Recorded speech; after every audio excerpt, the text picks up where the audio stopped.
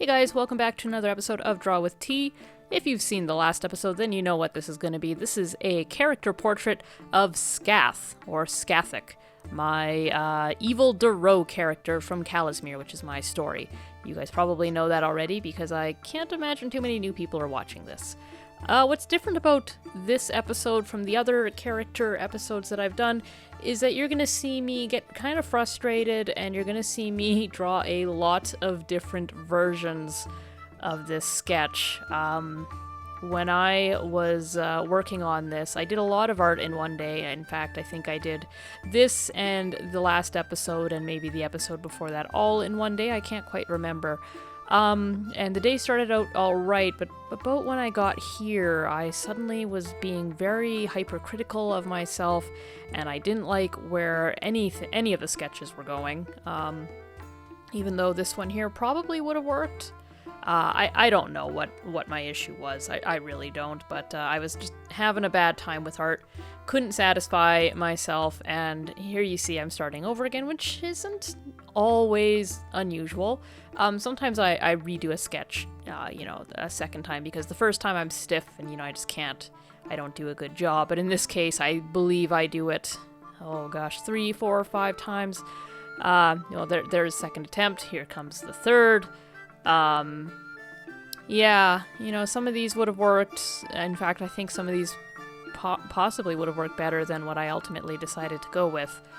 But can't change the past, and as I said in the last episode, I might redraw Scath.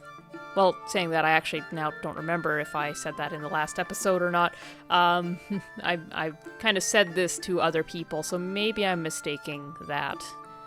This would have been an interesting shot to go with, but I don't know why I didn't do this one. I guess we'll find out here as I sketch it. But this is a good lesson that sometimes you're just incredibly, weirdly critical of your art for no reason, and then in hindsight, when you look at it, it's like, well, this would have worked fine.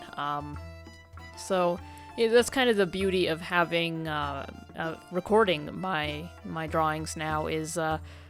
These sketches no longer exist. I didn't keep them. They're gone. The actual sketches are gone forever, but the footage remains, and I mean, if I really wanted to, I could just freeze frame and grab it and, redraw it a bit better. But, otherwise this sort of stuff gets lost, and a lot of stuff like this has been lost over the years, and that's kind of just what it's like being an artist. You do lose a lot of stuff, intentionally or unintentionally. And here I am once more trying to get something going here, and I think about here, maybe it's after this attempt where I really just start getting real mad and I just start scribbling some garbage and crap, just trying to get the stiffness and the bad ideas out.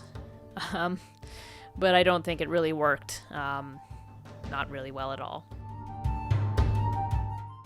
Now, one of the things that was making it so hard for me to get a good sketch of Scath was that he is kind of a character that falls between my two, I guess, genres of characters.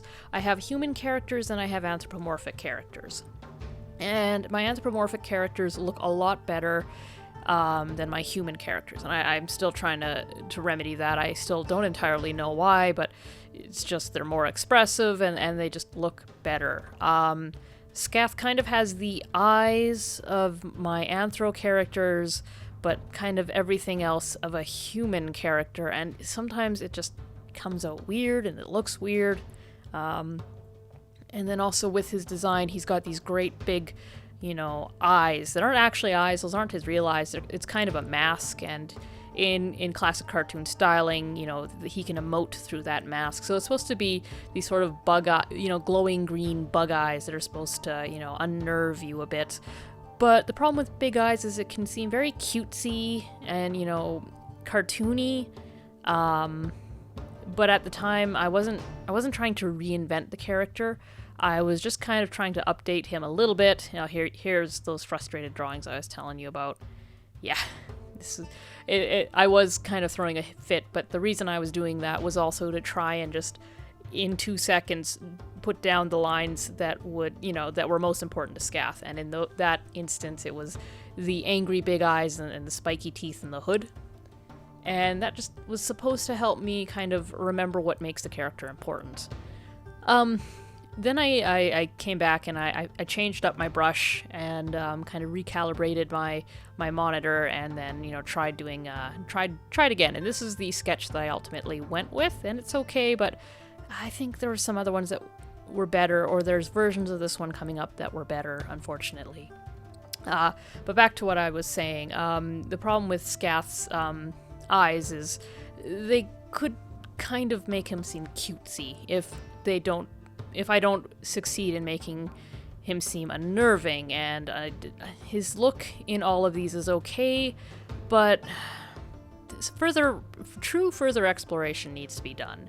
And I knew that one page really wouldn't be enough for him, but I tried anyways, because like I said in previous episodes, the point of these little character, illustrations is just to go on the character documents I have for the story, and then that way, when I've got to reference the character in some way, shape, or form, I can, just find their face, click on it, and find the information that I need. So whether Scath looks in, his proper final form, or just a placeholder is good enough.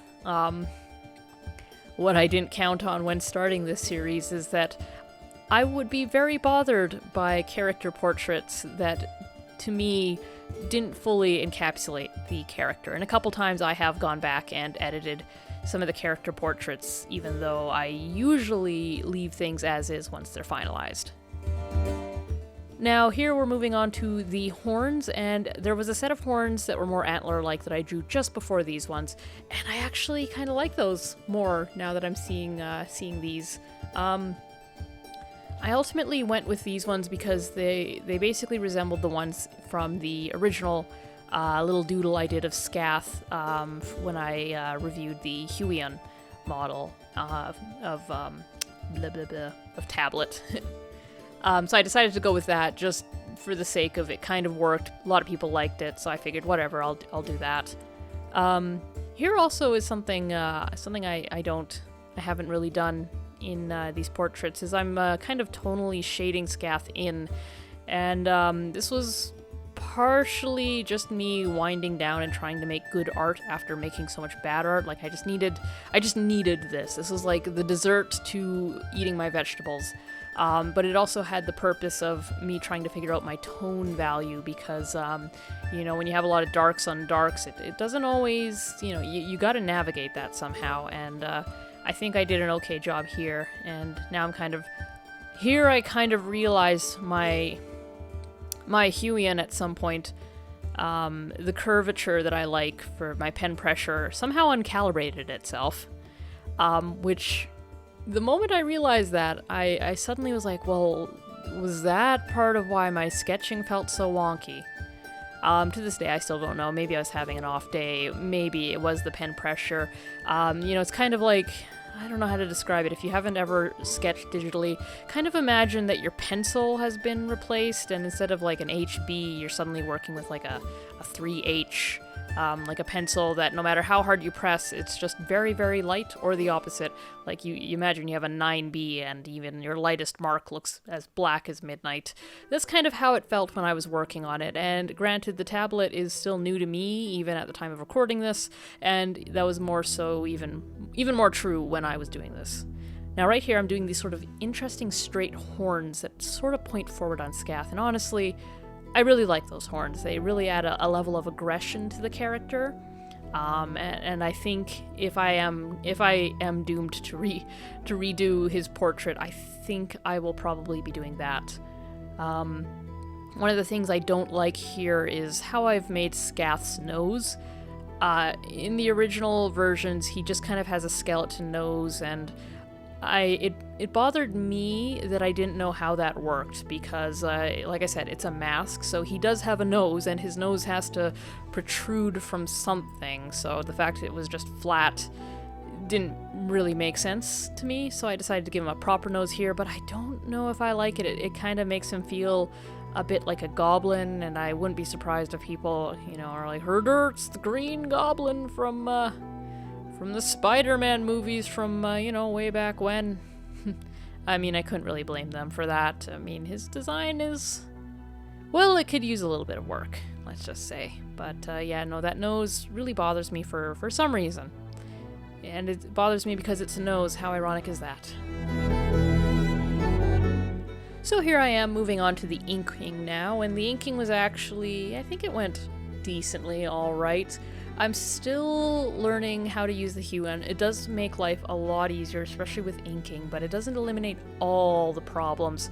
Even when I calibrate my tablet, there's still a little bit of a learning curve in terms of where I put the pen down and where the pen actually lands, and I'm realizing some of that is to do with my own position. When I was drawing with a screenless tablet, it really didn't matter whether I was leaning back, slouching, or, sat up straight in my chair. I could shift my position. I actually like to draw with my legs drawn up, and just because I'm very short and everything is so tall. But I like to shift my position, so I might, lean left, lean right. I might have my legs directly under me, or, just kind of cross-legged.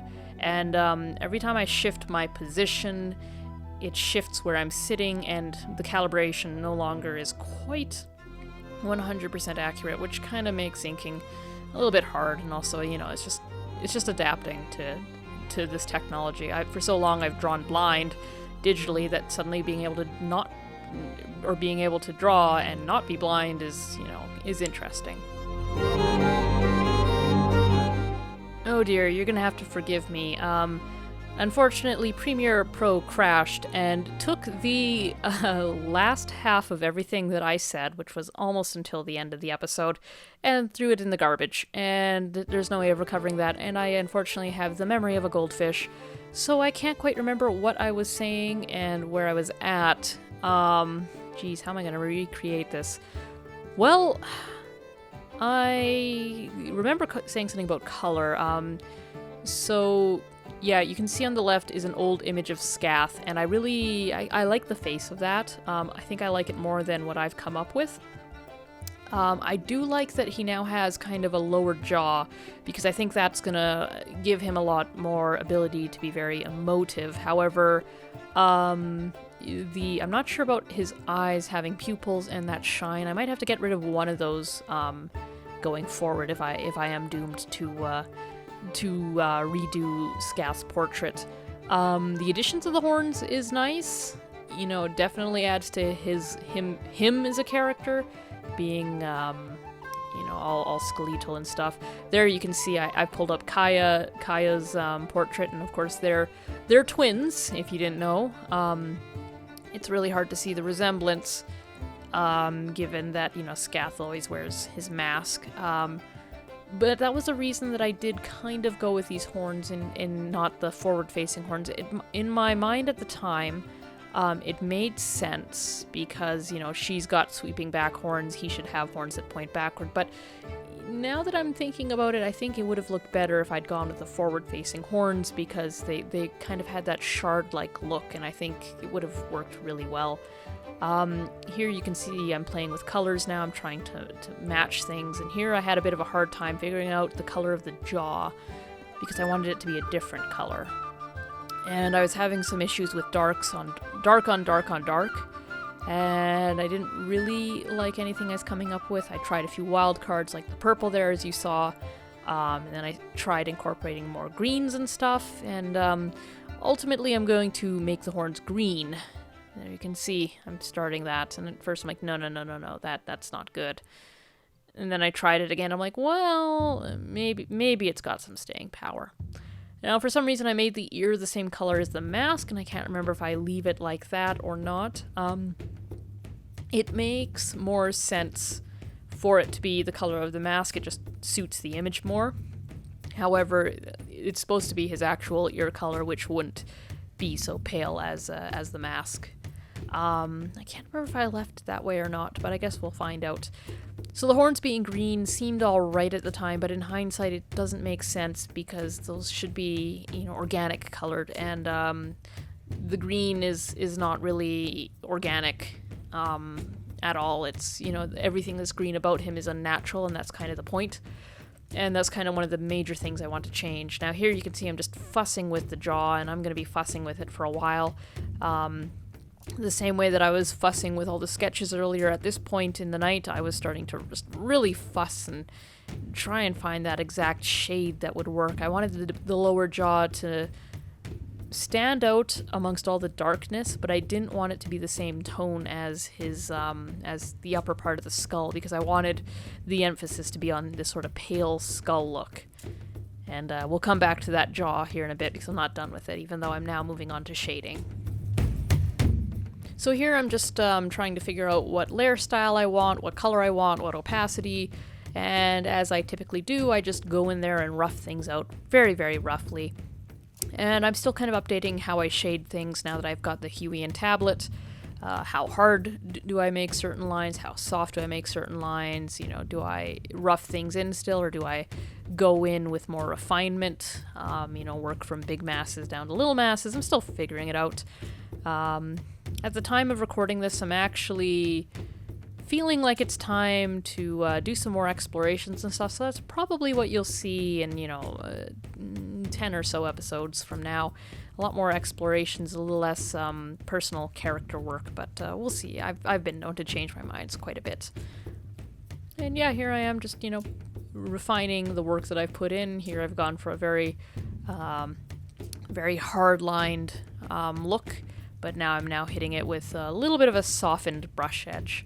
And did I just erase everything? I might have, given how fussy I was being that day. I mean, honestly, it's been a while since I've been this fussy with art, although I'm kind of getting a bit more fussy again, which is usually when now and again, it happens. Just, everybody's got a bad day, but I've been very fussy of late, and I think it's time for me to do some studies and find some ways of updating my art to make me kind of more happy with it, because usually that comes when I'm very frustrated. And here you can see I've kind of added a gradient shine to it, and now I'm just, adding a little bit of shine and shadow to that, and now a little bit of shine on the face. Just kind of very, very basic things. After I did this portrait, I kind of made up my mind that it was probably not a good idea for me to, going forward, try and do a week's worth of art in one day, or rather a week's worth of, social media videos and stuff in a day, because I'm pretty sure that I may have done an anatomy study, the page of Scath drawings in my sketchbook, and then this entire thing in one day.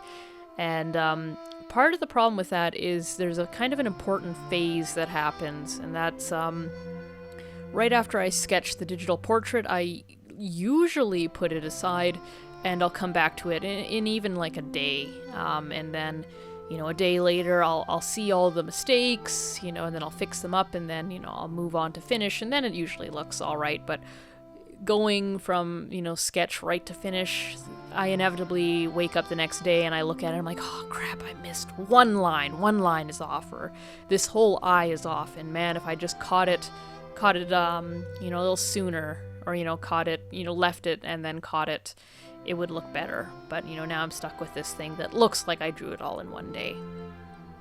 And as promised, here I am fussing with the jaw again, and I was having a very fussy day, and if you're wondering why the image keeps vanishing, it's because I'm pulling it onto my other monitor to check the colors and stuff.